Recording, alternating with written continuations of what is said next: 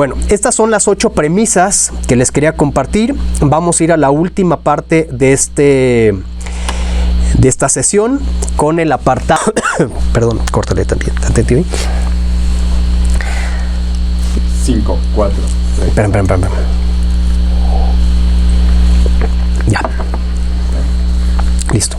5, 4, 3, 2, 1. Adelante. Con este apartado, lo que pretendo es utilizar estos conceptos que les he estado compartiendo en los últimos minutos para que construyamos justamente el entendimiento completo de cómo es que percibimos la movilidad, cómo es que percibimos el tránsito y cómo es que podemos ir avanzando hacia soluciones que permitan realmente tomar decisiones en el sentido correcto, en el sentido que necesitamos para las ciudades del futuro.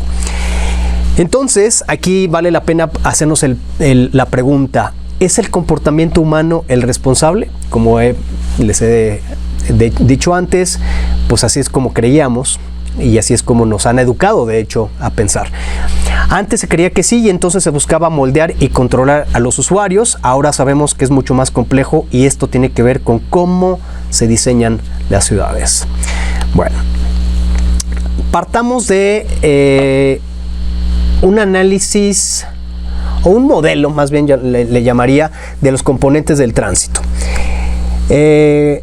A partir de la existencia del automóvil, empezaron a buscarse formas de entender el tránsito y la movilidad, y básicamente se llegó a este modelo en este análisis o estructuración que se hizo del tránsito y la movilidad. Se definieron 3 elementos. Por un lado los vehículos, por otro lado la infraestructura y por otro lado los usuarios. Hay un elemento adicional que yo agrego, que es el de la gestión, ¿no? El cómo administra uno, o crea o genera o mantiene el sistema en su conjunto. Esto tiene que ver porque, me estoy adelantando un poquito, lo vamos a ver más adelante, no en esta sesión, pero en las que siguen. En el diseño de acción por la seguridad vial se establece que la administración o la gestión del tránsito tiene que ser el punto de partida para poder básicamente generar pues un todo, ¿no? O sea, no podemos simplemente pensar que una calle pues se genere sola, ¿no? Hay que planearla y hay que pensarla y hay que diseñarla de alguna manera que pueda obedecer ciertas necesidades. Entonces, esta parte de la gestión la estoy poniendo en la parte más alta y ahorita les voy a explicar en dónde andamos en México específicamente. Estamos en un capítulo muy interesante de la historia reciente de la movilidad en México. Y después empezaré a hablar de algunos elementos que tienen que ver con la infraestructura, los automóviles y propiamente los usuarios. Vamos a pasar entonces a la gestión del tránsito. En la gestión del tránsito tenemos una agenda muy interesante que está sucediendo en México de la movilidad, que ha estado pues madurándose o conformándose en los últimos años hacia acá. Estoy hablando de la necesidad de tener primero es lo que se buscaba, una agencia nacional de seguridad vial que dictara las políticas públicas que se necesitan, y esto es a recomendación de la Organización Mundial de la Salud, para que todo el país tenga las condiciones para poder ir salvando vidas.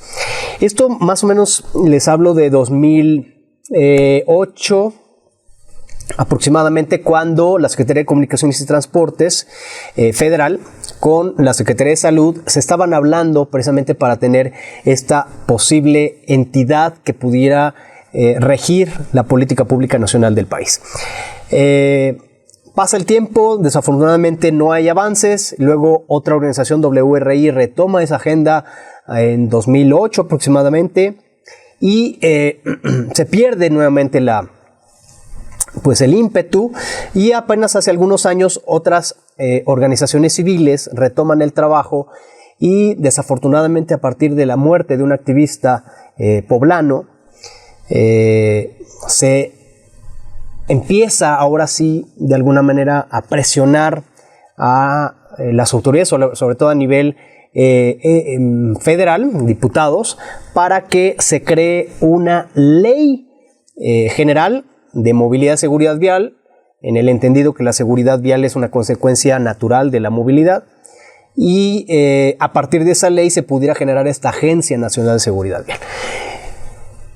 Desafortunadamente, aunque, bueno, les voy a contar cómo fue un poquito el proceso para llegar a esta ley, y ahorita les platico la parte que falta. La ley no podía surgir de la Cámara de Diputados Federal, puesto que no tenía las atribuciones por ser el tema del tránsito urbano, básicamente, una facultad de los municipios y los estados.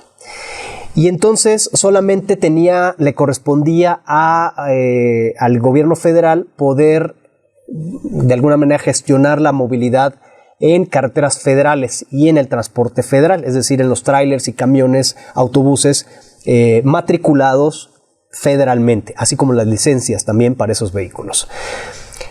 Entonces era necesario generar una serie de modificaciones en la Constitución que generaran, para empezar, un derecho constitucional a la movilidad, pero también las facultades federales para poder generar políticas de carácter nacional y de carácter mínimo para que estados y municipios pudieran hacer lo propio de una manera homologada. Es decir, tener más o menos parejos los criterios para hacer políticas de movilidad y seguridad vial, cosa que antes no existía. Antes cada estado y municipio, hasta el momento, de hecho, porque todavía están en proceso de armonización, hacían lo que podían o lo que querían en materia de movilidad y seguridad vial. ¿Por qué les cuento esto? Porque al final no se puede generar una Agencia Nacional de Seguridad Vial, aunque ya existe esta ley, que tuvo que pasar primero esta reforma constitucional, como les digo, para que después los diputados y los senadores aprobaran esta Ley General de Movilidad y Seguridad Vial para que en algún momento pudiera existir esta agencia. La agencia no puede existir en esta administración por el tema de la austeridad republicana, que es una política del gobierno presente, y entonces nos quedamos simplemente con una ley que sí pretende homogeneizar las políticas de todos los estados y municipios. Esta ley busca garantizar condiciones de movilidad que procuren reducir todas esas externalidades que hemos estado platicando, pero por supuesto y posiblemente en primer lugar, salvar vidas. ¿En qué proceso estamos? Bueno, la ley, el derecho constitucional se publica en diciembre del 2020 y la Ley General de Movilidad y Seguridad Vial se publica también a su vez en mayo de 2021. Esto implica que los diferentes estados y municipios deban armonizar sus regulaciones para poder tener estos criterios parejos dentro de sus instrumentos legales. Pero además tiene que existir dos instrumentos necesarios para la operación de esta ley. Uno de ellos es la Estrategia Nacional de Seguridad Vial y la otra es el Sistema Nacional de Movilidad y Seguridad Vial, a falta de una agencia. Este sistema es la coordinación de las diferentes entidades federales para poder liderar la Política Nacional de Movilidad y Seguridad Vial. No es, para mi gusto, el modelo más eficiente ni el más sólido. Sin embargo, bueno, pues es lo que se define para poder llevar a cabo estas políticas públicas. Y el instrumento ejecutor sería entonces la Estrategia Nacional de Movilidad y Seguridad Vial. En estas imágenes que ustedes ven, aquí pongo algunos preceptos que establece la ley, que es, por ejemplo, los derechos que se le dan a los usuarios vulnerables, especialmente los peatones y los ciclistas, en una jerarquía que requiere la obligatoriedad legal de invertir prioritariamente en estos usuarios. Es decir, hoy, por ejemplo, cualquier proyecto de la construcción de un segundo piso o de una vía que no contemple, por ejemplo, a los usuarios vulnerables o el transporte público puede ser amparable por los ciudadanos. Y eso es una gran ventaja para que podamos ir construyendo en favor de movilidades mucho más equitativas. Y aquí les pongo, por ejemplo, lo que está sucediendo actualmente en las diferentes regiones del país, en donde se están llevando a cabo foros para discutir justamente la construcción de esta Estrategia Nacional de Movilidad y Seguridad Vial. Esta Estrategia de Movilidad y Seguridad Vial busca marcar ciertos ejes de trabajo que permitan ir pues básicamente confluyendo los esfuerzos para que se cumplan los objetivos de la ley y para que pues al final las políticas públicas se aterricen en estrategias puntuales, en objetivos alcanzables y en acciones que busquen pues al final tener una movilidad con todos los preceptos que establecen este nuevo derecho constitucional que es la movilidad. Entonces, ese es en principio el punto de partida para poder hacer una movilidad sostenible. Básicamente actores legalmente obligados a trabajar y una estrategia definida para que las acciones estén dentro de un marco de trabajo muy específico y pues no haya diversidad de criterios. Hablemos de la infraestructura. La infraestructura, hagan de cuenta, yo siempre uso la analogía que es nuestro tablero de juego. Si no tenemos un tablero de juego que se autoexplique, es difícil que los jugadores realmente puedan pues ir cumpliendo con las reglas de este juego. Y estoy usando esta analogía muy básica, pero para que ustedes, a través de este ejemplo gráfico que les pongo aquí, cómo pueden ver claramente cómo un mismo espacio adecuadamente diseñado puede generar conductas mucho más eficientes, seguras, sostenibles, etcétera, y contribuir por supuesto a la calidad de vida. Vean ustedes esta calle que tiene básicamente 5 carriles, 3 de circulación y 2 de estacionamiento, y tiene una banqueta, pues no podremos decir que es una banqueta demasiado angosta. Yo creo que caben sí una pareja caminando sin problemas, a lo mejor una tercera persona ya no tan cómoda, ¿no? Y este espacio, que podría ser más o menos de unos 3 por 5, 15, más o menos unos 20 metros, como calle, una calle de 20 metros de ancho, como si se reconfigura, podemos tener unas banquetas mucho más amplias donde podemos tener una mayor cantidad de peatones. Recordemos que el turismo y el comercio se hacen a pie, básicamente, y podemos tener recuperación de áreas verdes, por ejemplo, que estas áreas verdes tienen también muchas ventajas para la vida urbana, para la calidad del aire, para la absorción del ruido, del polvo, etcétera, para la recaptura de agua a los acuíferos. Y de la misma manera podemos destinar espacios para un desplazamiento mucho más eficiente de usuarios, como por ejemplo una ciclovía, en este caso es una ciclovía bidireccional de un mismo lado, y donde estas, como vimos en las cifras anteriores, un mismo carril con ciclistas tiene mucho más capacidad de desplazar pues, personas que un carril vehicular. Aquí tenemos, por ejemplo, un carril exclusivo de transporte público, donde también el confinamiento y el brindar espacio específico para un transporte público pues da muchísimas más capacidades que un carril compartido entre vehículos y transporte público. El único carril que queda disponible para circular pues es ya para vehículos, pero bueno, aquí tenemos por ejemplo nada más 1, 2, 3, 4 personas en un carril, y vamos a regresarnos al ejemplo anterior. Aquí tenemos, vamos a suponer 3 personas por 4, tenemos 12 personas nada más circulando en estos 3 carriles, mientras que aquí si contamos a todos los usuarios, vamos a poner que hubieran así suavecito 40 personas en el autobús. Aquí tenemos unas 15 personas en bicicleta y tenemos tal vez unas 80 personas o 100 personas caminando. Entonces vean ustedes cómo el mismo espacio de 20 metros reconfigurado para una mejor movilidad nos aumenta la capacidad de personas en movimiento, nos reduce las emisiones contaminantes, nos reduce los riesgos, porque obviamente cuando la gente camina pues tiene menos riesgos de morir que si va básicamente manejando. Si va adentro de un autobús, como es este caso, pues no está tomando decisiones, entonces no va a tener errores que le puedan costar la vida a alguien más. Y el hecho de que haya tantos ciclistas pues está incrementando la salud de la población, está reduciendo gases de efecto invernadero, y como pueden ver ustedes, esta inversión, que realmente no es tanta, simplemente requiere mucha planeación, requiere pues mucha voluntad política, pues es el sentido hacia donde tienen que transformarse las calles de las ciudades.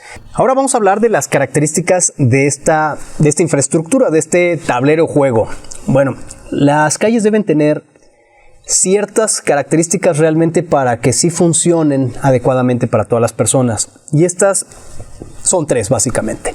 La primera es, una calle debe ser tolerante, es decir, debe contemplar la posible ocurrencia de accidentes. Ya hablamos que los accidentes van a suceder, o sea, la gente va a chocar. ¿Por qué? Porque son objetos que se están moviendo, los vehículos, y eventualmente pues hay posibilidades de colisión. No hay de otra. Entonces, si nosotros como diseñadores de calles o diseñadores de espacios urbanos entendemos que pueden haber choques, entonces consideramos un montón de elementos que pudieran ayudar a que esos choques, como he dicho antes, pues básicamente no cobren vidas. El segundo es que el diseño debe ser tan bueno que debe ser autoexplicable, intuitivo, como un celular, ¿no?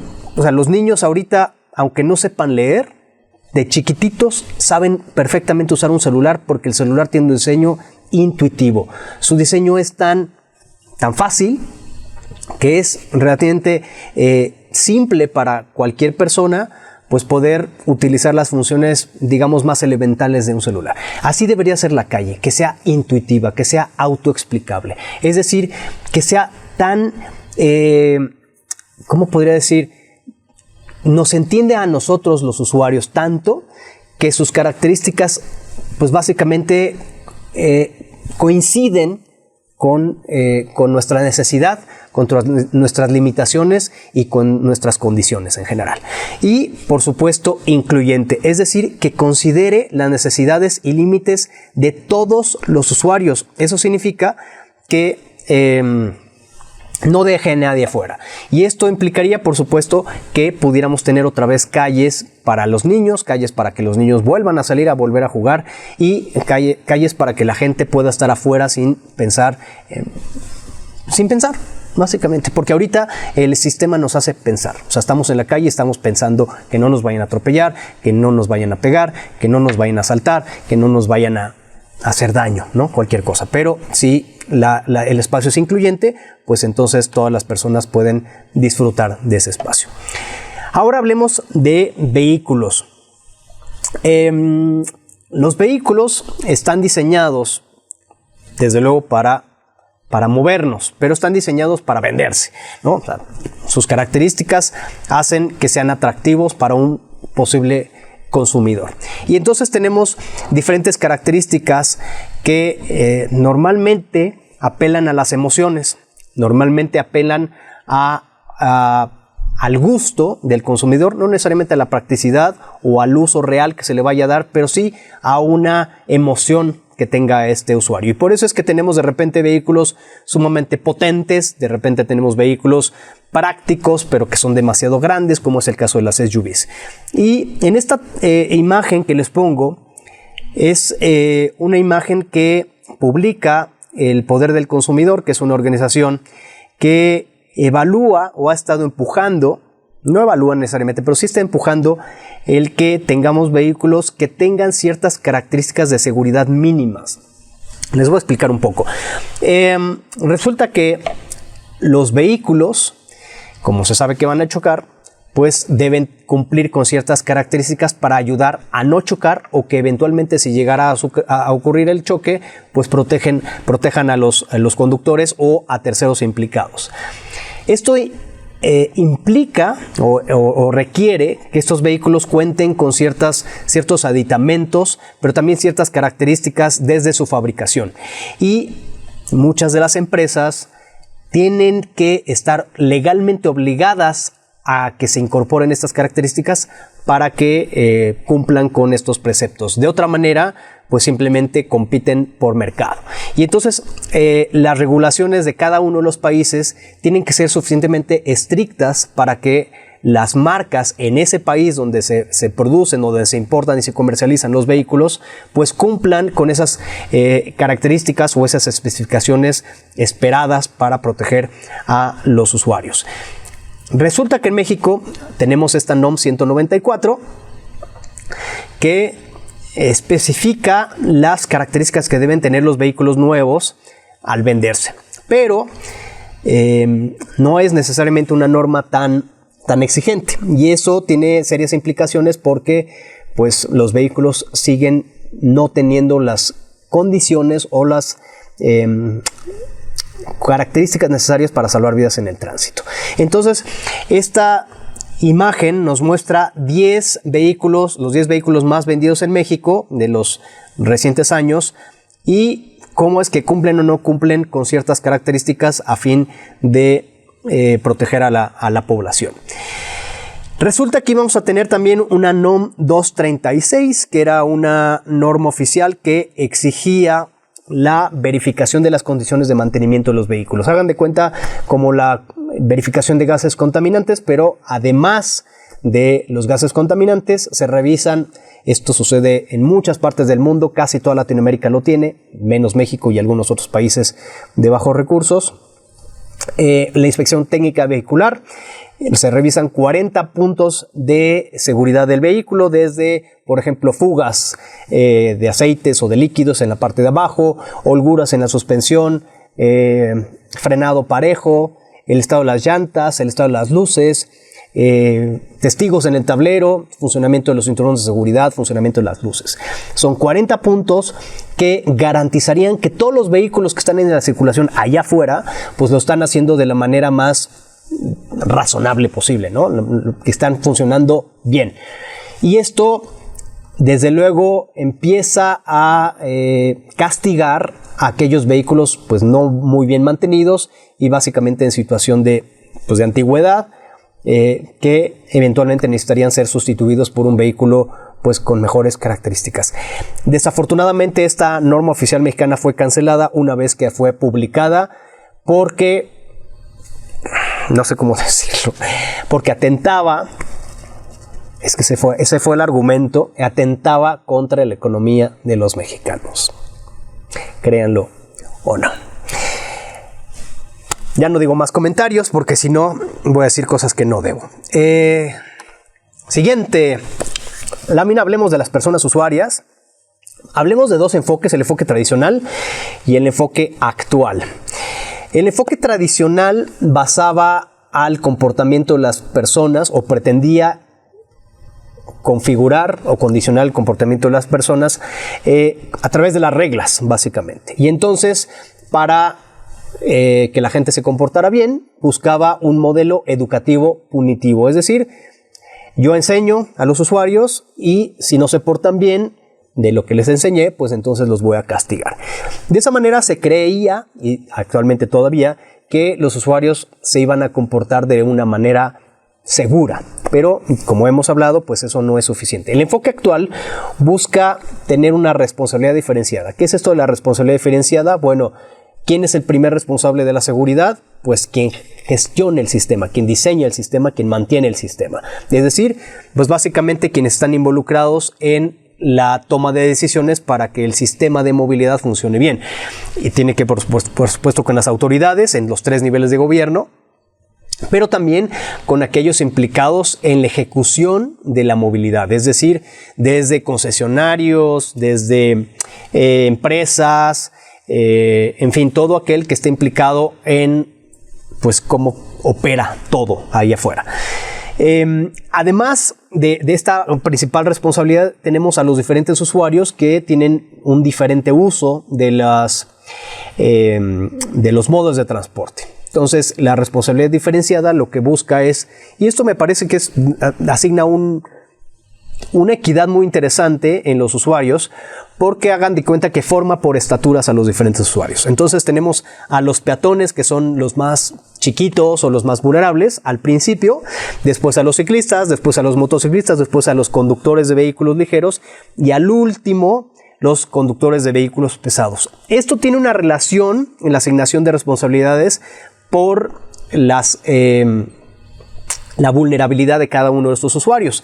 Entonces, y tiene relación con la asignación de licencias. Entonces, por ejemplo, tenemos a los conductores de vehículos pesados que tienen una licencia profesional, que en teoría debe ser una licencia mucho más rigurosa, mucho más complicada, mucho más cara y con una frecuencia de renovación más rápida. Entonces, los usuarios, los conductores profesionales, pues requieren una preparación mucho más consciente y formal, porque a eso se dedican básicamente, por eso son profesionales, es su trabajo manejar. Después estarían los conductores en cuanto a responsabilidades y asignación de una licencia menos rigurosa, aquellos conductores de vehículos ligeros y motocicletas, por ejemplo, que no se dedican a trabajar en sus vehículos, pero que necesitan el vehículo para moverse de un lado al otro. Entonces necesitarían también tener una licencia con cierto rigor que les certificara aptitudes para poder utilizar esos vehículos en sus desplazamientos. Y por último tendríamos a los usuarios vulnerables, especialmente los ciclistas y peatones, que no requieren ninguna licencia, porque al final del día no están poniendo en riesgo a nadie. Es decir, su movilidad no genera riesgos a otras personas. Por tanto, sus obligaciones no son tantas, pero tienen muchos mayores derechos porque no generan esas externalidades que los motorizados sí. Entonces, esta escala de responsabilidad diferenciada nos hace tener una equidad mucho más puntual y específica para que los usuarios se asuman como responsables de acuerdo al tipo de vehículo que estén usando, o se asuman con los derechos en función de ese vehículo que no están usando, como es el caso de los peatones, ¿no? Que no usan ningún vehículo y que por tanto serían los usuarios más acreedores de derechos y con las menores responsabilidades, siendo que los de mayores responsabilidades serían los conductores profesionales y los que tendrían menores derechos. De esa manera, digamos que establecemos pues un cuidado, una labor de cuidado de los más grandotes a los más chiquitos, por ponerlo así.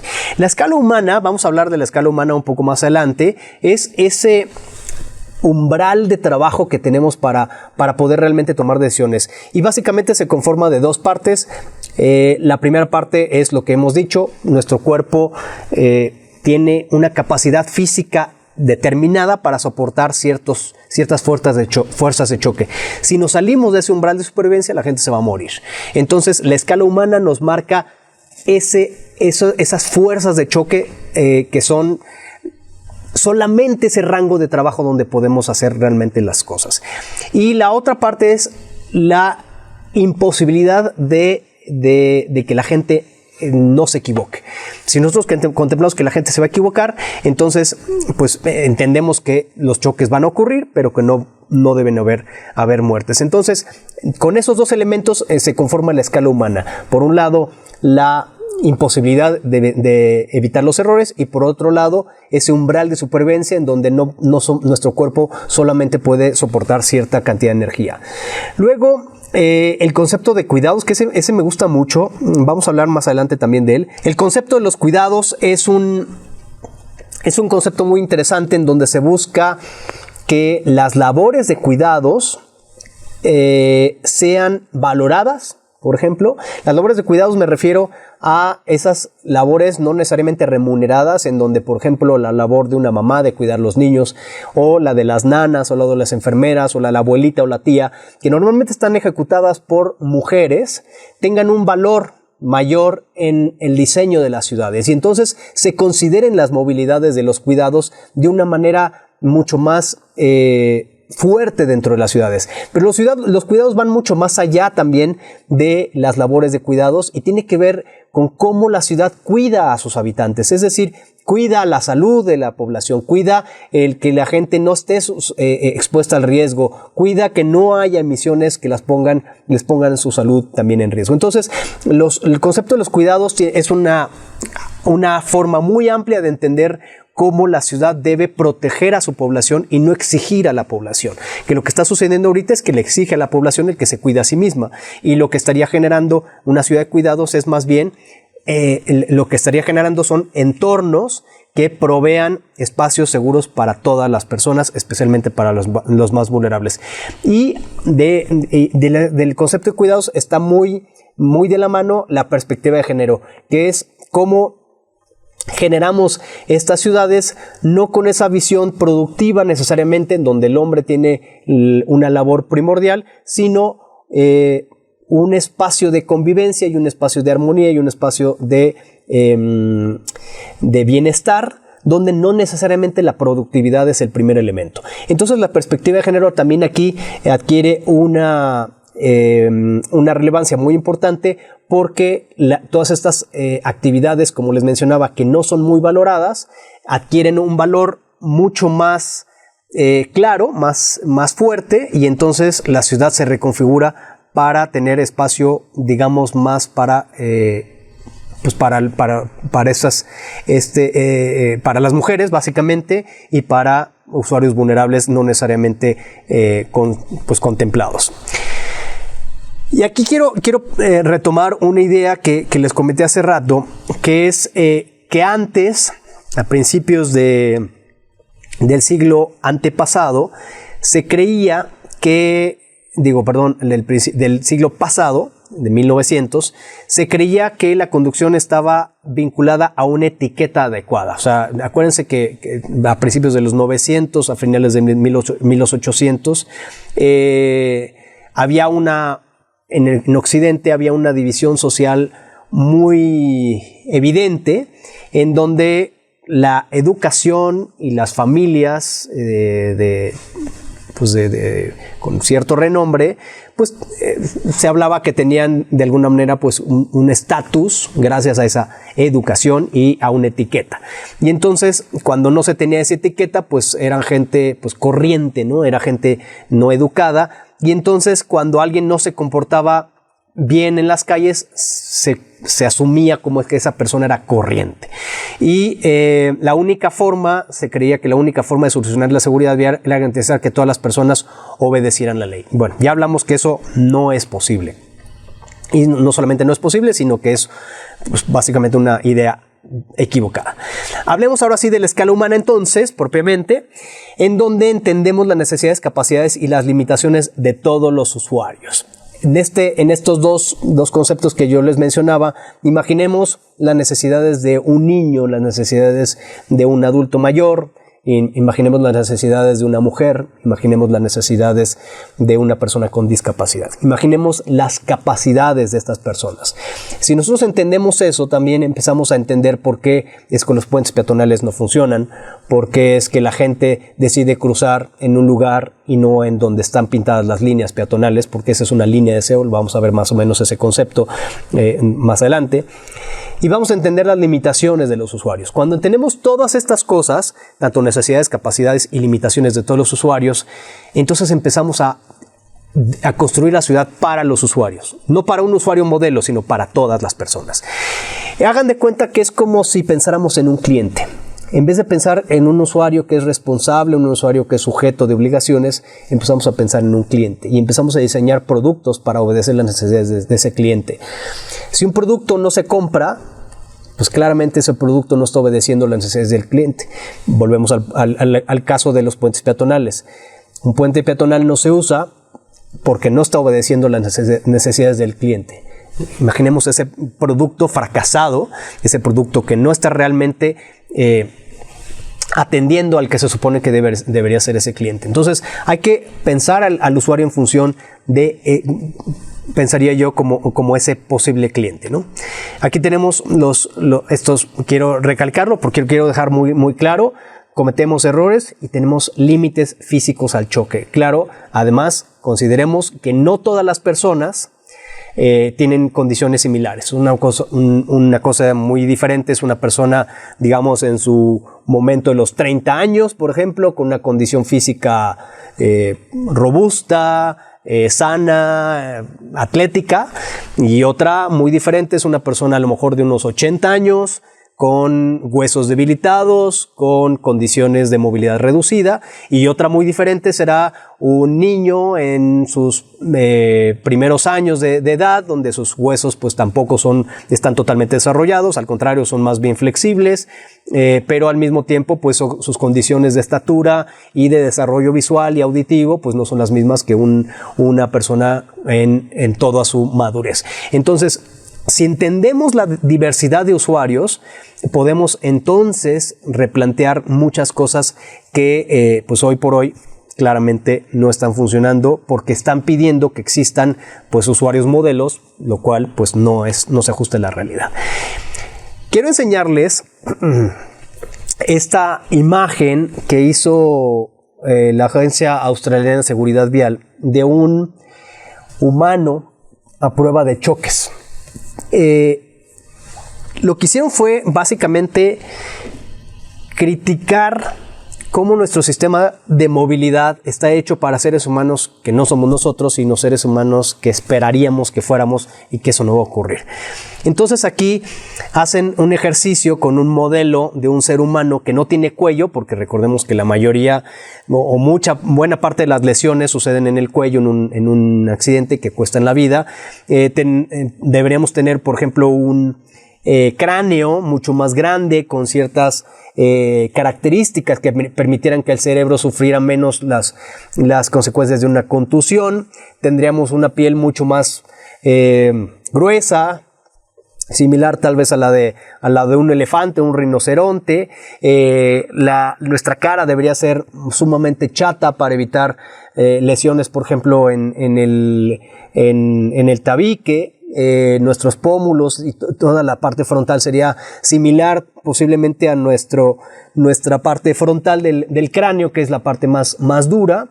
Y así, por ejemplo, los pies, tendríamos pies tipo pezuña, que son mucho más resistentes, y entonces no tendríamos lesiones en el tobillo, porque el tobillo estaría de una manera más integrada tal vez a la tibia y el peroné. Entonces,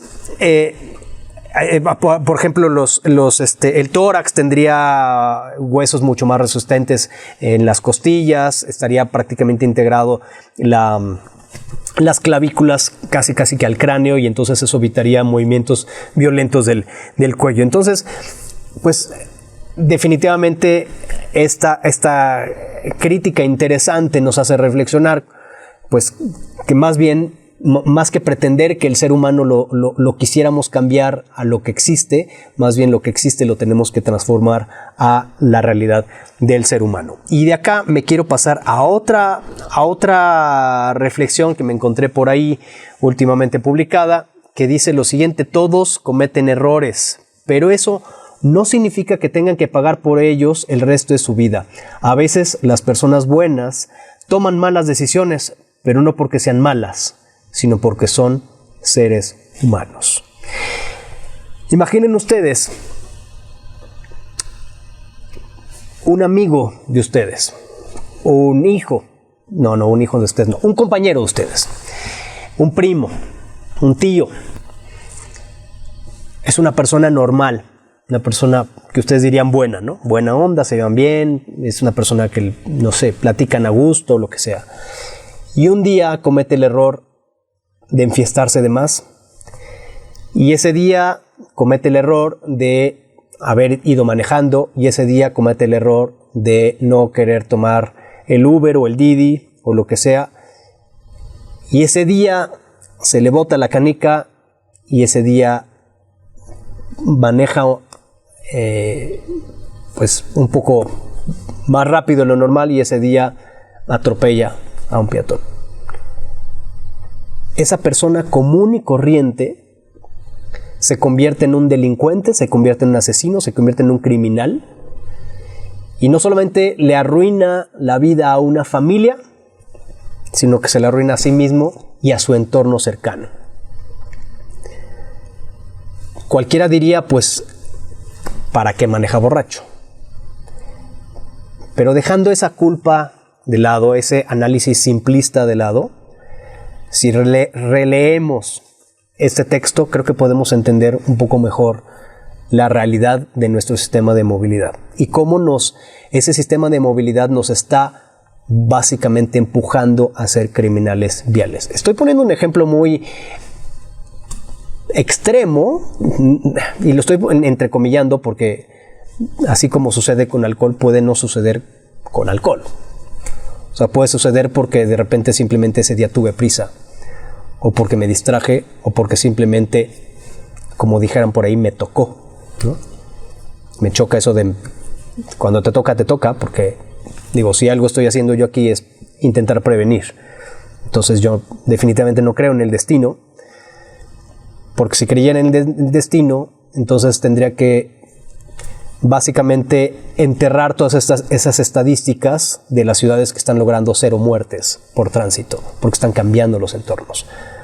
Eso de que te toca, no es que te toque, es el entorno que te ayuda a protegerte y que te ayuda a convivir con todos los demás de una manera diferente, porque simplemente las cosas funcionan en otro modelo.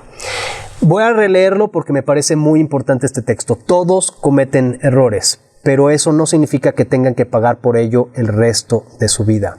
A veces, las personas buenas toman malas decisiones, pero no porque sean malas, sino porque son seres humanos. De ahí la importancia, entonces, que esas malas decisiones que eventualmente tomaremos en nuestra vida no le causen la muerte ni un daño permanente a nadie nunca. Esa es la gran premisa que reúne a todas las anteriores que les mencioné hace ratito y que le da mucho fundamento a lo que les estaré compartiendo en las siguientes sesiones.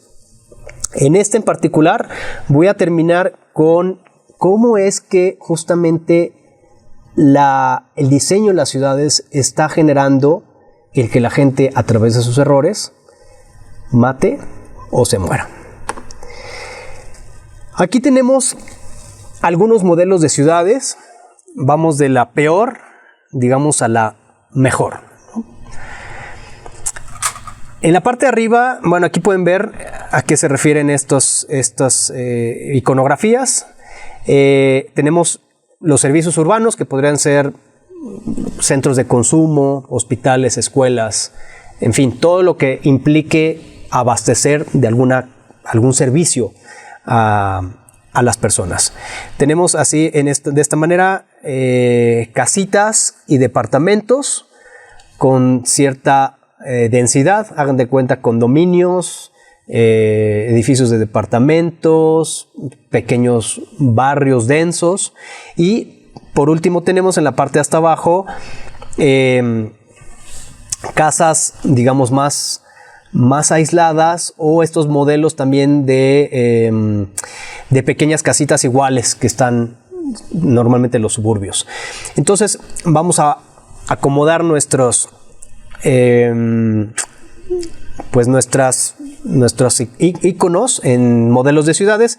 Aquí tenemos esta ciudad en donde concentra, hagan de cuenta como si fuera un centro comercial y una zona industrial, y aparte los fraccionamientos y los barrios donde viven las personas. Entonces, ¿qué tienen que hacer las personas?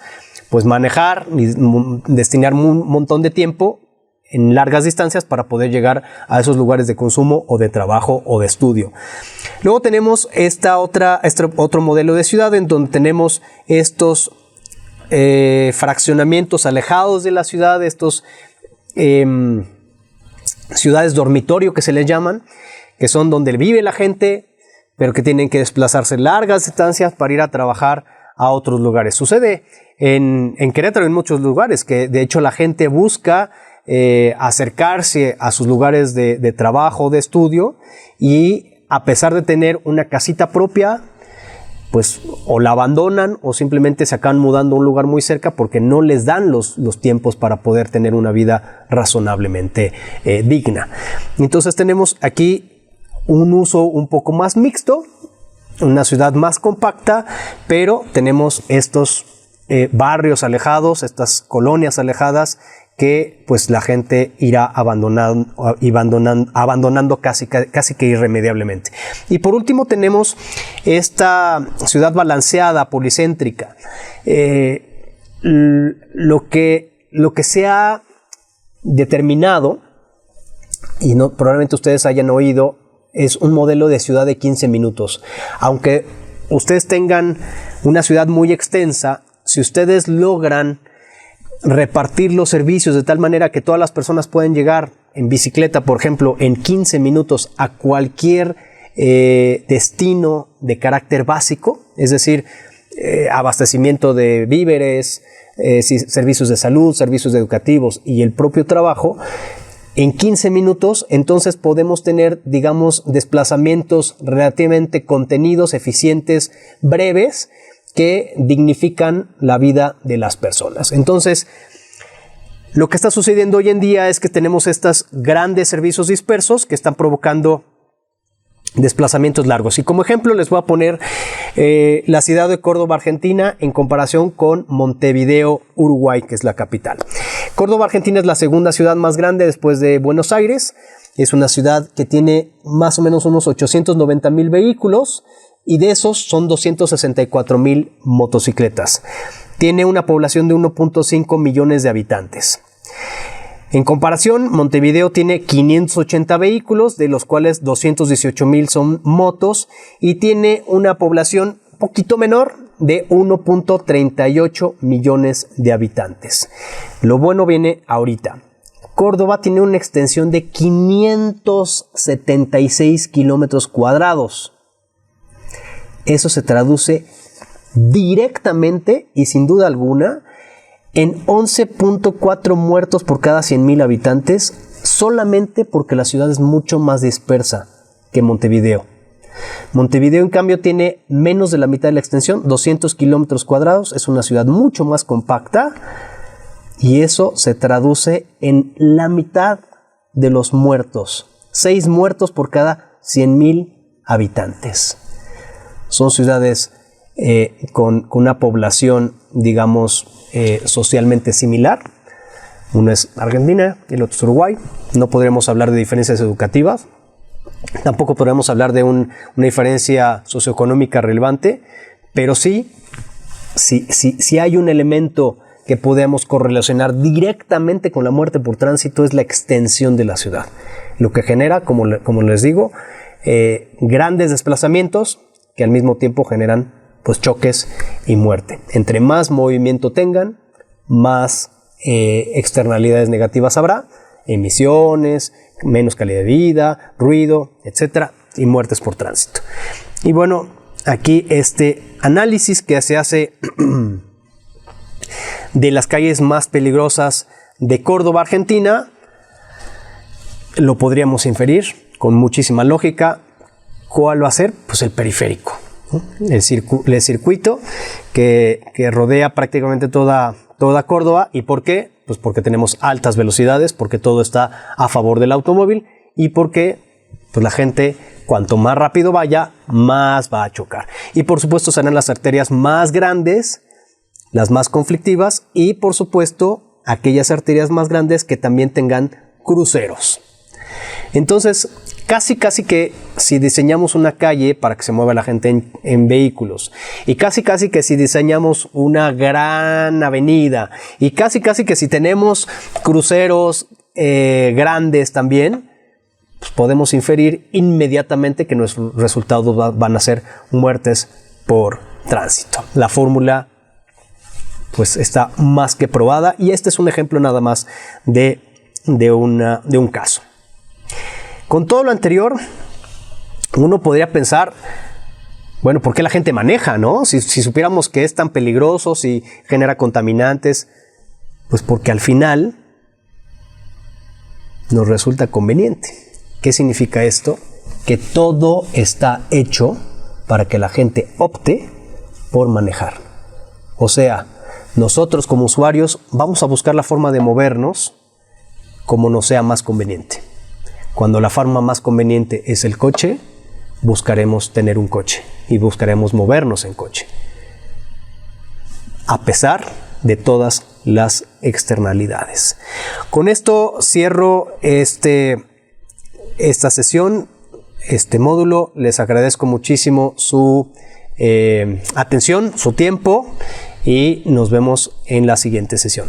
Muchísimas gracias y estoy a sus órdenes para cualquier pregunta a través de las redes de Hub EQ. Gracias.